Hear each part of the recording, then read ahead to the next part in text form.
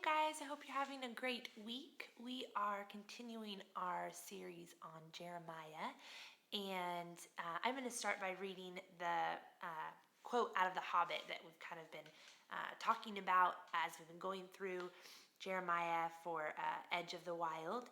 And it's from The Hobbit. It says, "There are no safe paths in this part of the world. Remember, you are over the edge of the wild now and in for all sorts of fun wherever you go." Isn't it interesting that adventure is so often seen as a positive word, but really it can entail and invoke inside of us feelings that aren't just fun. Adventure can be terrifying, and adventure can be discouraging and unknown. And that's one of the things I love about the book of Jeremiah and just this series we've been going through, is it's showing that adventure, living an adventurous life with Jesus is a good choice, but it's not always an easy one. And it's one that takes consideration and us choosing and really believing and trusting that adventure with Jesus is better than trying to live a life without him. I'm going to read the verse that we're kind of talking about today. It's out of Jeremiah chapter 20, verse 9, and it says this. Jeremiah speaking says, "But if I say, I will not mention his word or speak any more in his name, his word is in my heart like a fire shut up in my bones. I am weary of holding it in. Indeed, I cannot." What we see Jeremiah saying here is some actually very similar to some words that Jesus spoke many years later when Jesus was on earth. And those words are in John chapter 12, verse 27. Jesus says this, "Now my soul is troubled, and what shall I say? Father, save me from this hour? No, it was for this very reason I came to this hour. Father, glorify your name." If you were to paraphrase kind of what Jeremiah and Jesus are both saying, is that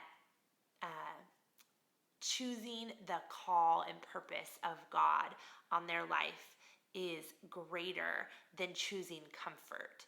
Jeremiah is saying, even if I wanted to stop speaking out your word, it would burn inside of me. I would feel so compelled to do it that I couldn't hold it in, even if I wanted to.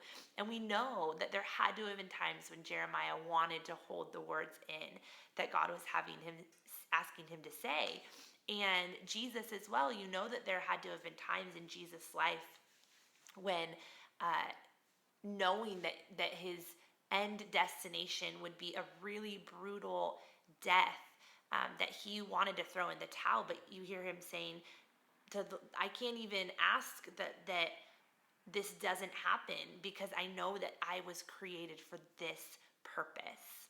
And so I want to ask you guys today, have you ever felt so compelled to do something, or felt so just like a passion or a fire in your bones, like Jeremiah talks about, to do something that the outcome didn't matter? A few years ago, I felt strongly compelled to go to Africa. And a little background, I do not like to fly. I actually very, very strongly dislike it. And I knew that I was supposed to go. And I fought it. I mean, I tried to talk myself out of it. I tried to convince myself that the Lord would never ask me to do something so scary. And eventually it became a thing of like, I couldn't outrun it. I just knew that I would not be living out the purpose of my life in that time frame if I didn't go. And so I got on a plane and I flew, 20 something hours to Africa. And that is a whole other story in and of itself, but truly so much adventure waited for me there. And And it was one of the best decisions I've ever made. It was one of the best choices to follow Jesus into the unknown and into the scary that I've ever made. But I also don't know that I really could have made any other decision. I was so compelled to go that truly not even my greatest fear, my biggest phobia, I was convinced that the plane would have crashed with me on it. But it was worth it. It was worth it because I knew that, and I remember someone telling me before I went, I got prayer, and they said, you will be safer there in the purpose of God than you would be anywhere else. And that was so encouraging to me because even though it felt so scary to me, I knew that the Lord was asking me to go. I knew that that was the purpose for my life at that point in time. And so I was going to be the safest I could possibly be. And it was one of the, like I said, one of the best decisions I've made.